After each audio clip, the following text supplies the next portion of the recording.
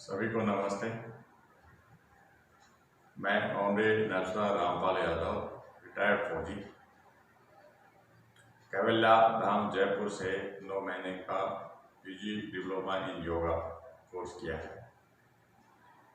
मेरा उद्देश्य देश सेवा करने के बाद में अभी जो रिटायर्ड जो आगे आने वाला समय है उसमें योग का प्रचार और प्रसार करना है। पतंजलि योग सूत्र के अनुसार योग के 8 अंग हैं: यम, नियम, आसन, प्राणायाम, प्रत्याहार, धारणा, ध्यान, समाधि। यम के 5 अंग हैं: अहिंसा, सत्य, अस्तेय, ब्रह्मचर्य, अपरिग्रह।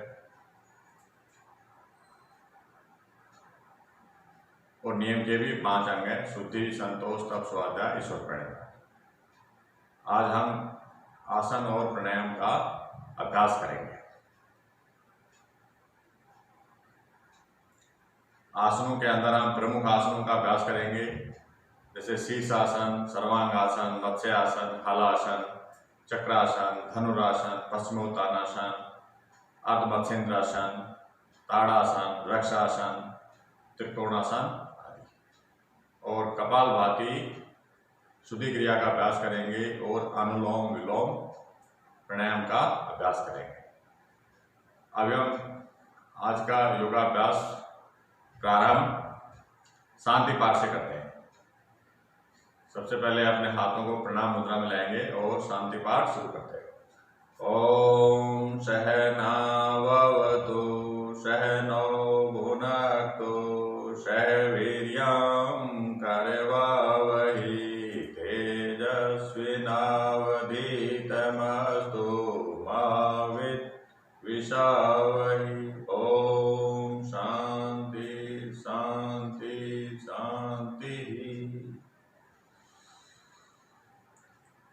अब हम 5 बार ओंकार का उच्चारण करेंगे। ओम।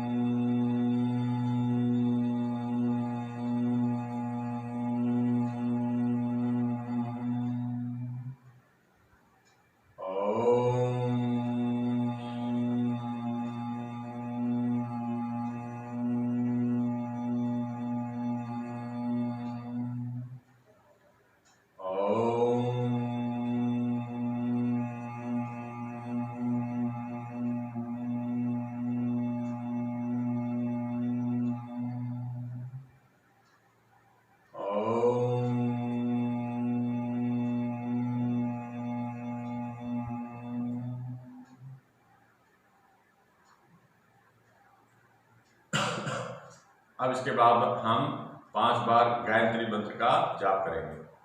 ओम भूर्भुवस्सुः ओम तत्सवितुर्वरेण्यं भर्गो देवस्य धीमहि धियो यो न प्रचोदयात्।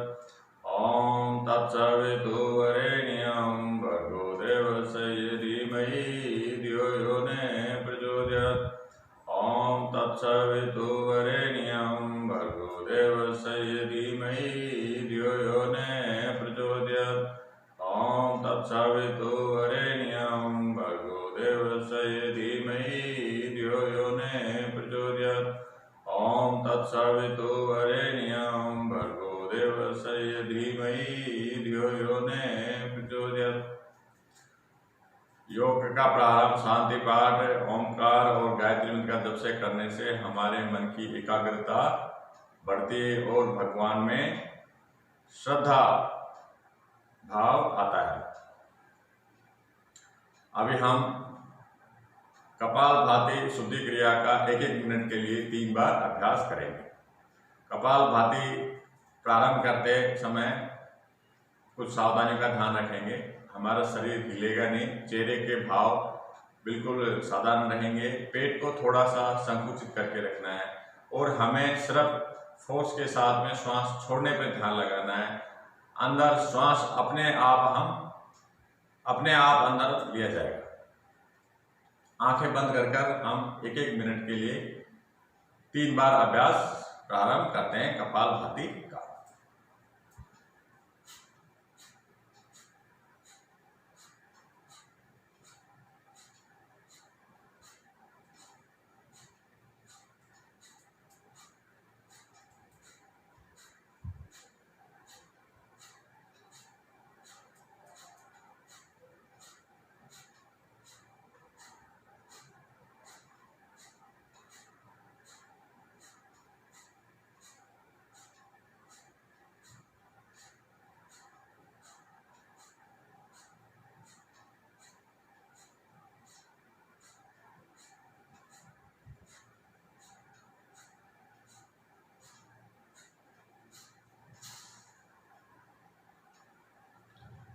लास्ट जो स्ट्रोक है उसको हम थोड़ा फोर्स के साथ करेंगे और हमें कोशिश करना है 1 सेकंड में एक स्ट्रोक हम करें।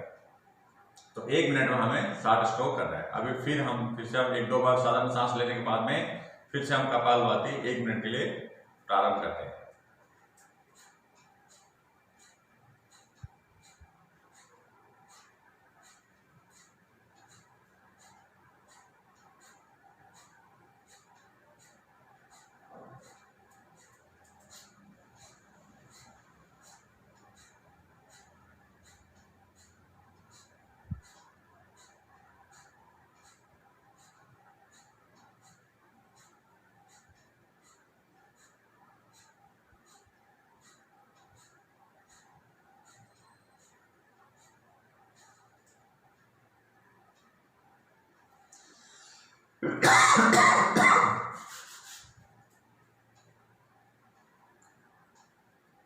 फिर एक बार हम कपालभाति प्रारंभ करते हैं।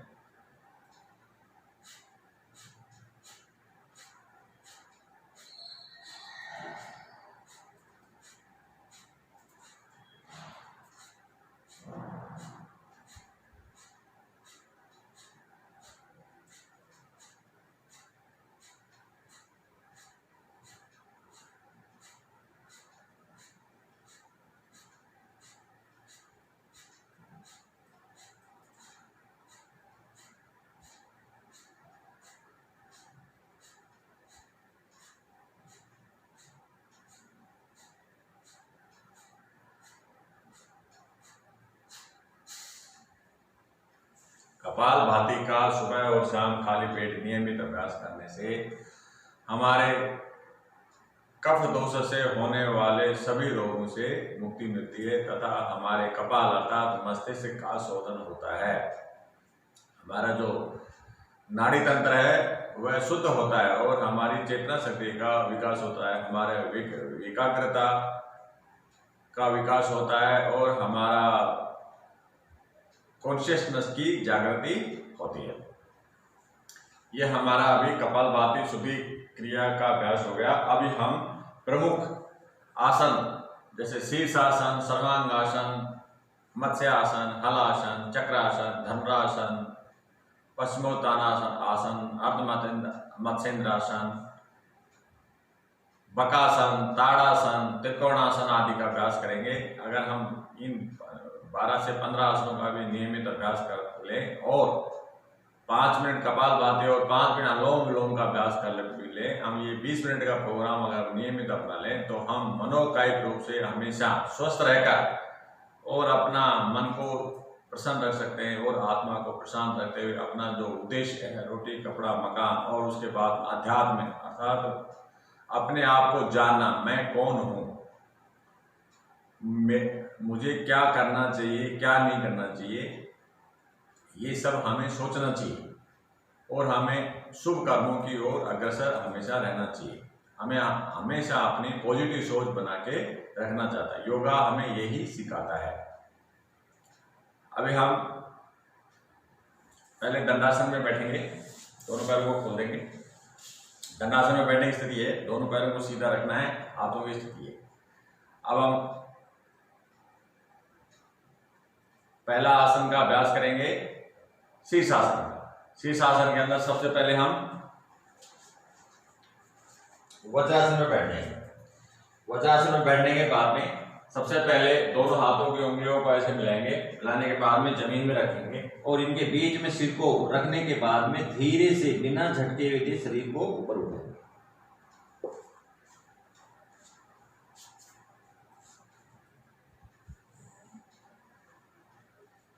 धीरे से उठाना है पैरों को बिना झटके दिए, और हमें घुटनों से पहले सीधा करना है पैरों को। चंद सेकंड रुकने के बाद में धीरे धीरे अपने दोनों पैरों को सीधा करना है और श्वास पर ध्यान लगाना है, आंखें बंद रखना है और कोशिश करना है कम से कम हम शरीर का मूवमेंट करें। यह आसन हमें कम से कम 1 से 2 मिनट तक करना चाहिए।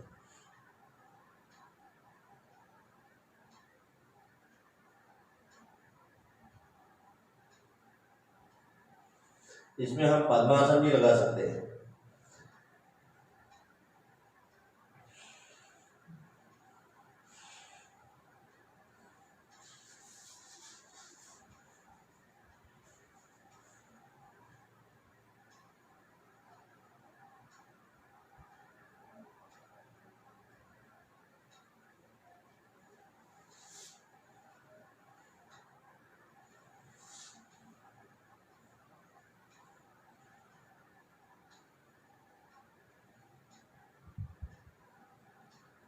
फिर हमें घुटनों से अपने पैरों को मोड़ना है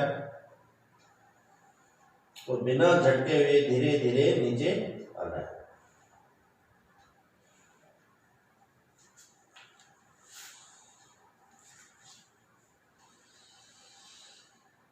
थोड़ी देर के लिए हम शवासन में विश्राम करना है। शीर्षासन एक प्रमुख आसन है। ये सभी आसनों, इसको राजा भी कहते हैं। शीर्षासन का अभ्यास करने से हमारे पूरे शरीर का सर्वांगीण विकास होता है। हमारे जो सभी जो 10 तंत्र हैं वो सभी स्वस्थ होते हैं और हमको समग्र स्वास्थ्य की प्राप्ति होती है। अभी हम शवासन लेट जाएंगे।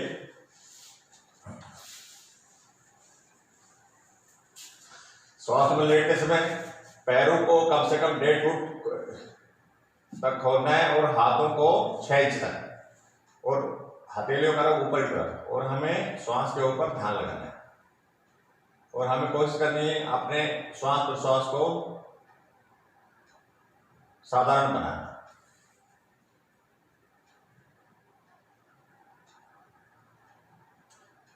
जब हमारे श्वास और प्रश्वास साधारण हो जाए तो फिर उसके बाद में हम सुपाइन पोजीशन में आना है। सुपाइन पोजीशन में आने के लिए हमें पहले दोनों पैरों को मिलाना है और हाथों को बगल में लगाना है और हथेलियों का रुख जमीन की तरफ रखना है।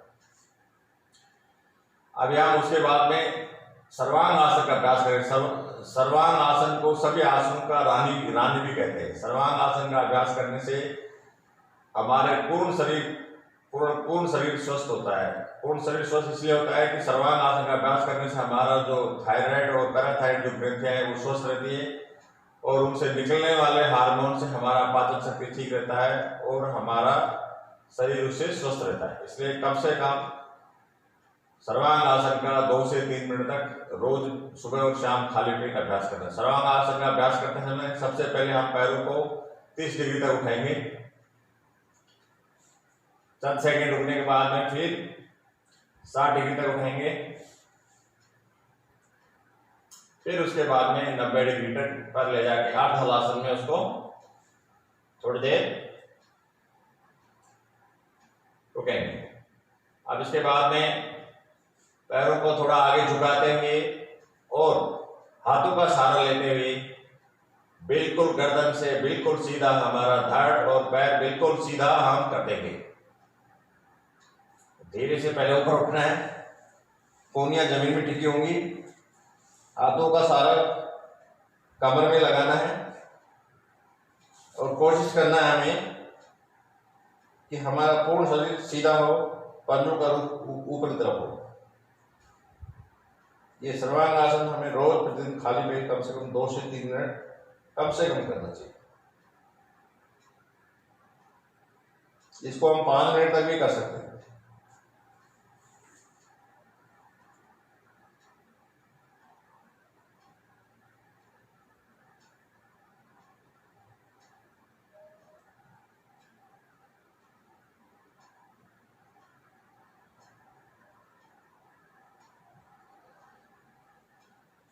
वापस आते समय पहले धीरे से पैरों को थोड़ा आगे झुकेंगे, हाथों को जमीन में टेकेंगे और धीरे धीरे बिना झटका दिए हुए धीरे धीरे हम अर्ध हलासन की स्थिति में आएंगे। और थोड़ी देर यहाँ रुकने के बाद में धीरे धीरे पैरों को बिना झटका दिए हुए नीचे की ओर लेकर आएंगे। श्वास और प्रश्वास को साधारण बनाने के लिए कुछ देर के लिए हम शवासन में विश्राम करते हैं।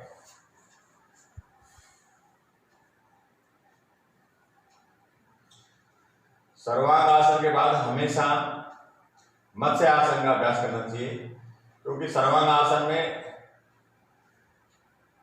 गर्दन अंदर की तरफ मुड़ी है और मत्स्य आसन में वो बाहर की तरफ मुड़ेगी, जिससे हमारा जो गर्दन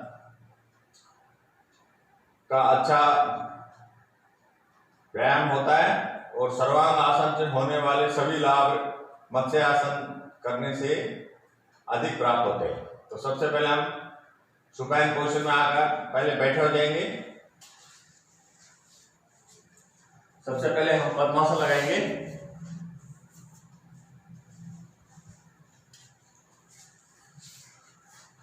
और धीरे से हम कोहनियों का सहारा लेते हुए जमीन में लेट जाएंगे।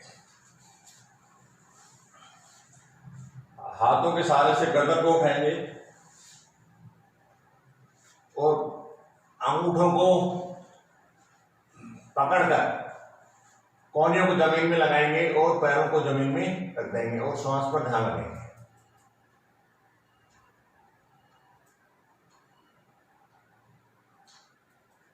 यह आसन हमें हलासन जितना समय करते हैं उससे आधा टाइम पर करना चाहिए। अगर हम हलासन 2 मिनट करते हैं तो इसे हमें 1 मिनट के लिए करना चाहिए। ये हमेशा ध्यान रखना है कि हमें मत्स्य आसन हमेशा सर्वांग आसन के बाद ही करना है। 1 मिनट होने के बाद में पहले अपने अंगूठों को छोड़ना है, हाथों के सहारे से गर्दन को सीधा करना है और कोहनियों के सहारे से बैठे हो जाना है। उसके बाद में पद्मासन से बाहर निकलना है और कुछ सेकंड के लिए शवासन में लेट जाना है।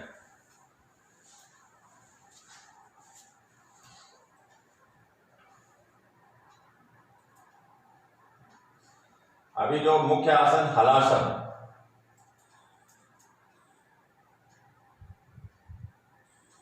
शीर्षासन, सर्वांगासन, मत्स्यासन, हलासन, ये बहुत ही अच्छे आसन है। अगर हम रोज अभ्यास करते हैं तो हमारे शरीर में कोई भी रोग की उत्पत्ति नहीं होगी और हमारा मन प्रसन्न रहेगा, आत्मा शांत रहेगी। अभी हम हलासन का अभ्यास करेंगे तो सबसे पहले हम सुपाइन पोजीशन में आते हैं। दोनों पैरों को मिलाएंगे, हाथों को सीधा करके हथेलियों का रुख जमीन तरफ करेंगे। तो धीरे धीरे हम पैरों को उठाएंगे और अपने गर्दन के पीछे की तरफ पैरों को धीरे धीरे लगाएंगे। इसमें कोई झटका नहीं लगाएंगे, धीरे धीरे हम पैरों को उठाएंगे।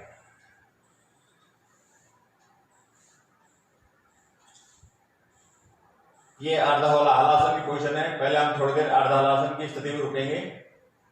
अर्ध हलासन की स्थिति में रुकने के बाद में धीरे धीरे घुटनों को बिना मोड़े हुए पंजों को सिर के पीछे लेकर आएंगे।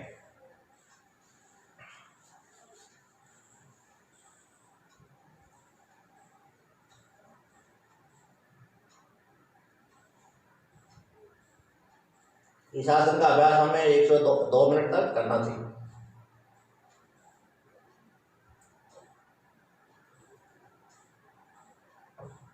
धीरे धीरे हम अर्ध हलासन की स्थिति में आएंगे।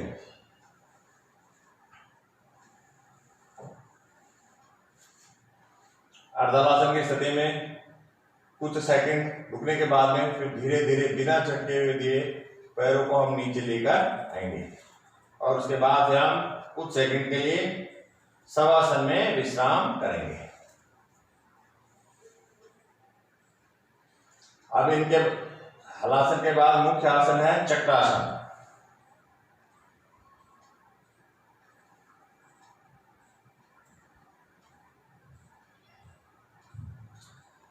चक्रासन का अभ्यास करेंगे। पहले हम सुपाइन पोजीशन बनाएंगे, दोनों पैरों को मिलाएंगे,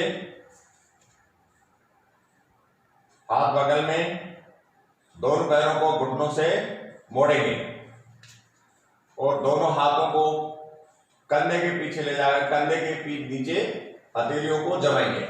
और उसके बाद में हमारे पैरों के बीच में कम से कम 6 इंच का गैप होना चाहिए और हाथ हमारे कंधों के नीचे होने चाहिए और धीरे से श्वास को रोकते हुए पूरे शरीर को ऊपर उठा देंगे।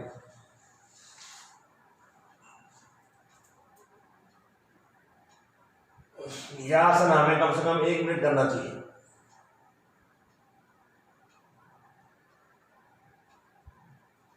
यह आसन पूरे शरीर को विश्राम देता है। हमारी कमर, गर्दन, पैर, हाथ सभी इससे मजबूत होते हैं और स्वस्थ होते हैं। धीरे धीरे हम नीचे आना है बिना झटके दिए हुए और श्वास को साधारण बनाने के लिए हमें कुछ सेकंड के लिए शवासन में विश्राम करना है।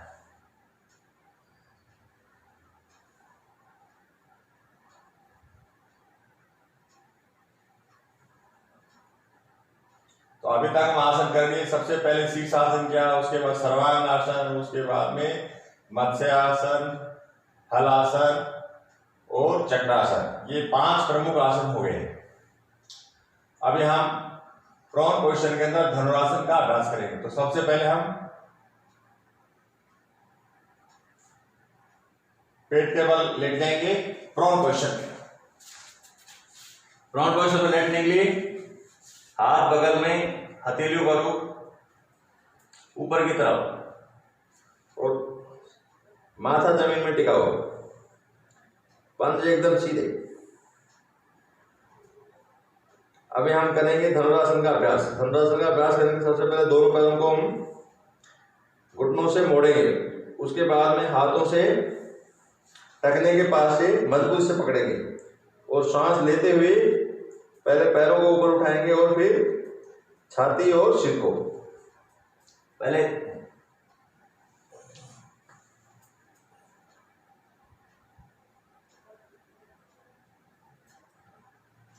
अच्छा अभ्यास होने के बाद में हम दोनों घुटनों को मिला ले सकते हैं।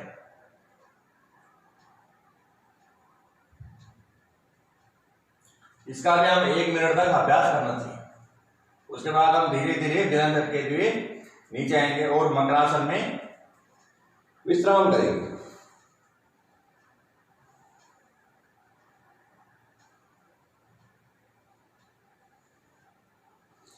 धनुरासन का अभ्यास करने के अब हम मयूरासन का अभ्यास करेंगे। मयूरासन एक बहुत ही अच्छा आसन है जो हमारे पेट के लिए बहुत ही लाभदायक है। इससे हमारी पाचन शक्ति बढ़ती है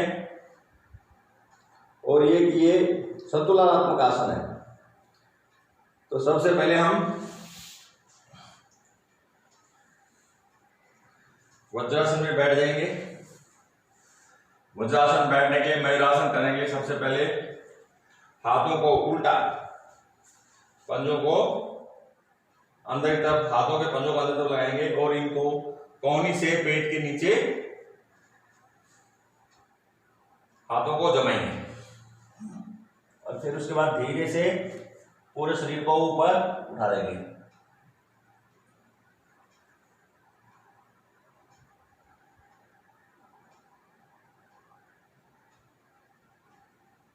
इस आसन का भी हमें कम से कम 1 मिनट तक अभ्यास करना चाहिए। फिर धीरे धीरे हम नीचे आ जाएंगे। वज्रासन में कुछ समय के लिए विश्राम करेंगे। मयूरासन के बाद हमें मयूरी आसन का अभ्यास करना चाहिए। मयूरासन में अभ्यास करने के लिए सबसे पहले हम दंडासन में बैठेंगे। दंडासन बैठने के बाद सबसे पहले हमें पद्मासन लगाएंगे। पद्मासन लगाने के बाद में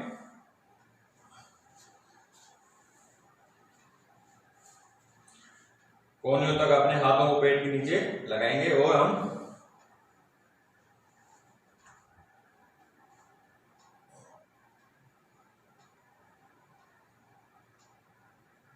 इस आसन का भी हमें कम से कम 1 मिनट तक अभ्यास करना चाहिए।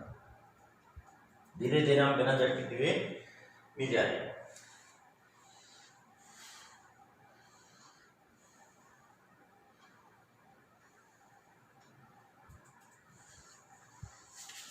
अभी कुछ सेकंड के लिए हमें दंडासन में विश्राम करना है। दंडासन में दोनों पैर मिले होंगे, हाथ बिल्कुल बगल में और सीधा। अब जो मुख्य आसन है पश्चिमोत्तानासन। पश्चिमोत्तानासन में हम अपने अंगूठों को पकड़ेंगे, कोहनियों को जमीन में लगाएंगे और श्वास को बाहर छोड़ते हुए सिर को घुटनों पर लगाएंगे। इस आसन का भी हमें 1 से 2 मिनट तक अभ्यास करना चाहिए। तो सबसे पहले हम अपने अंगूठों को पकड़ेंगे, मजबूत पकड़ेंगे दोनों अंगूठों को, और उसके बाद कोशिश करेंगे अपनी कोहनियों को जमीन में लगाने के, और श्वास को कोहनियां जमीन में लगने के बाद में श्वास छोड़ते हुए धीरे से अपने माथे को घुटनों पर लगाएंगे।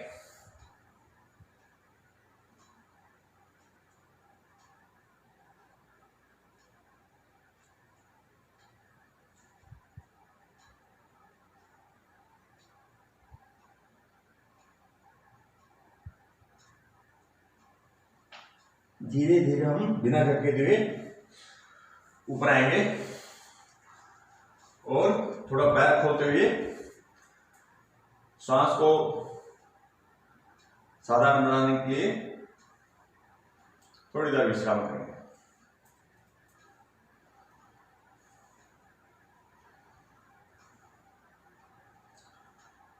अब पश्चिमोत्तासन के बाद में हमें उष्ट्रासन का अभ्यास करना है। उष्ट्रासन का अभ्यास करते समय सबसे पहले हम वज्रासन में बैठेंगे और वज्रासन में सीधे हम खड़े हो जाएंगे। पैरों के बीच में थोड़ा सा गैप रखेंगे, दोनों हाथों को सीधा करेंगे और धीरे से हाथों को पीछे लेके आएंगे।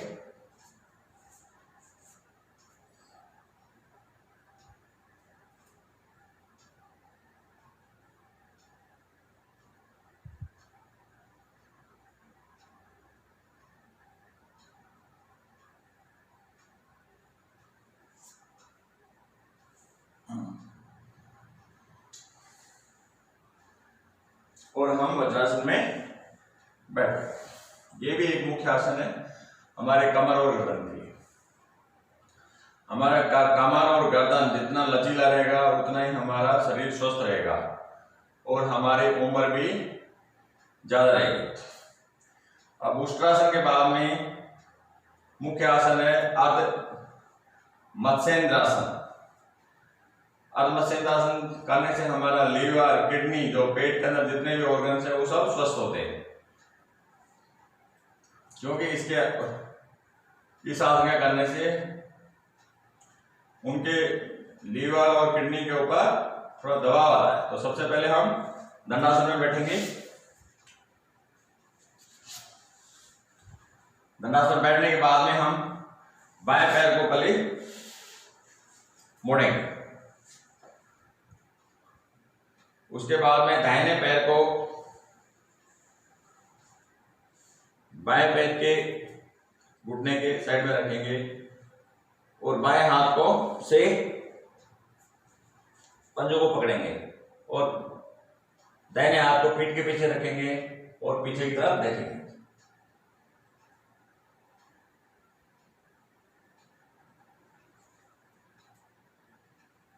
इसका अभ्यास भी हमें कम से कम 1 मिनट करना चाहिए। फिर धीरे धीरे हम हाथों को छोड़ेंगे और दूसरी साइड से करेंगे। अभी हम दाहिने पैर को मोड़ेंगे, बाएं पैर को दाहिने पैर के घुटने के ऊपरी साइड में रखेंगे और दाहिने हाथ से पंजे को पकड़ेंगे और बाएं हाथ को पीछे की तरफ जाकर पीछे की तरफ देंगे। ये भी हमारे पेट, कमर और गर्दन के लिए बहुत ही अच्छा आसन है। इसमें पूरे शरीर का आसन हो रहा है। गर्दन भी मुड़ रहा है, पेट में भी घुमाव आ रहा है, हाथों में भी तनाव आ रहा है और पैरों में भी तनाव आ रहा है। फिर धीरे धीरे हम इसको रिलीज करेंगे।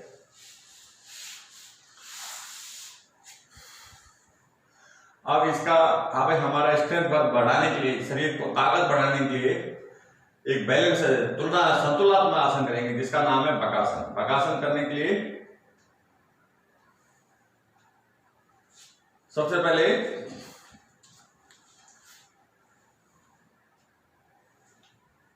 ऐसे खड़े हो जाएंगे, घुटनों को कांधों के बगल में लगाएंगे और धीरे से अपने पैरों को उठाएंगे।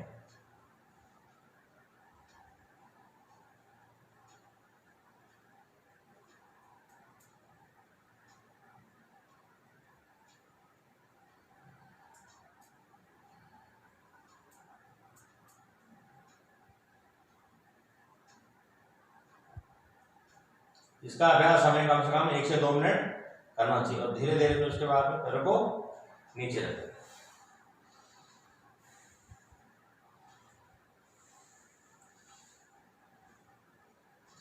और वज्रासन में हम बैठ जाएंगे। अब हम वज्रासन में योग मुद्रासन करेंगे। दोनों अंगूठों पर अंगूठे लगाएंगे और नाभि के नीचे लगाएंगे और पेट से श्वास को बाहर छोड़ते हुए सिर को जमीन में लगाएंगे। शरीर को बिल्कुल ढीला छोड़ देंगे।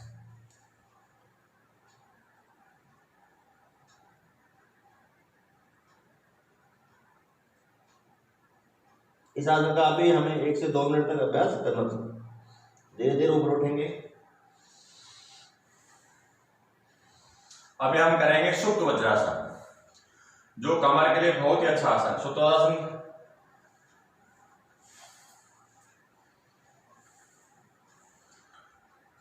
कोहनियों का सहारा लेते हुए हम जमीन में लेट जाएंगे और हाथों को सिर के पीछे लगा देंगे। इसको बोलते हैं सुप्त वज्रासन। ये भी कमर के लिए, पैरों के लिए, घुटनों के लिए बहुत ही अच्छा आसन है। हमें कभी भी संपूर्ण स्वास्थ्य के बारे में सोचना चाहिए, छोटे छोटी चीजों के बारे में नहीं सोचना चाहिए। अगर हम योगाभ्यास करने में करेंगे तो हमारा समग्र शरीर स्वस्थ रहेगा।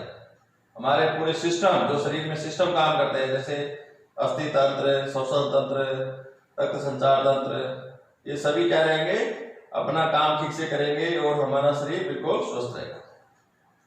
अभी हम हाथों को हटाएंगे और कोने के सहारे लेके धीरे से बैठे रहेंगे।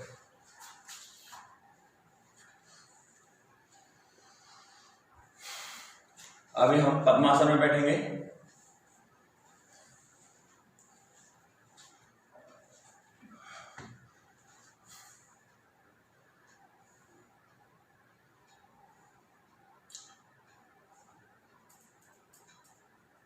आज हम कक्षा यहीं समाप्त करते हैं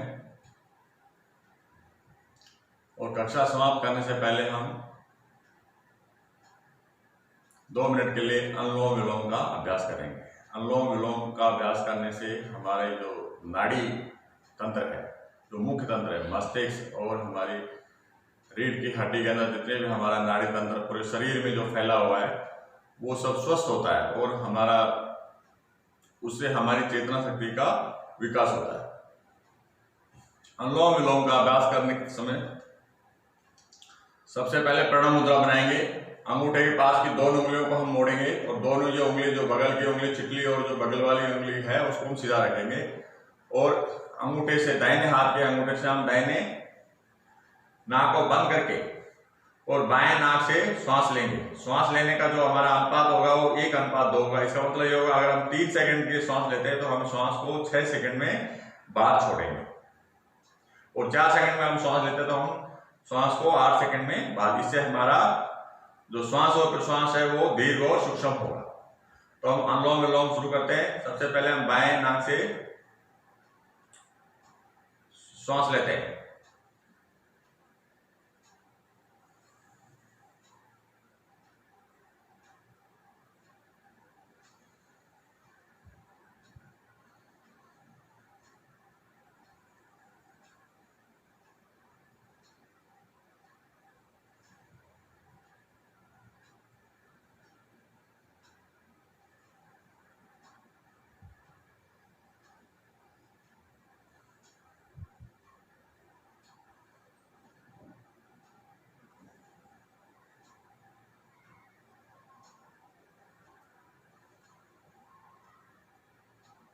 ऐसे हमें अनुलोम विलोम का कम से कम 5 से 10 मिनट तक अभ्यास करना है। अभी हम आज का योग अभ्यास समाप्त करते हैं। समाप्त करने से पहले हम प्रार्थना करते हैं। सबसे पहले आप हाथों को प्रणाम मुद्रा में लाएंगे और प्रार्थना शुरू करते हैं। ओम पूर्णमद पूर्णमिदं पूर्णात् पूर्णमुदच्यते पूर्णस्य पूर्णमादाय पूर्णमेवावशिष्यते। ओम शांति शांति शांति। एक बार हम हाथों को जोर से रगड़ेंगे और उसके बाद में ऐसे बना के और अपने आंखों के सामने आंखों को बंद करके रखें। सभी को बहुत बहुत धन्यवाद। मेरा आप सबसे प्रार्थना है आप सभी रोज योग करें, स्वस्थ रहें, हमेशा पॉजिटिव सोचें और निस्वार्थ भाव से कार्य करें। अपने अड़ोस पड़ोस में सभी का भला सोचें। जय हिंद, जय भारत।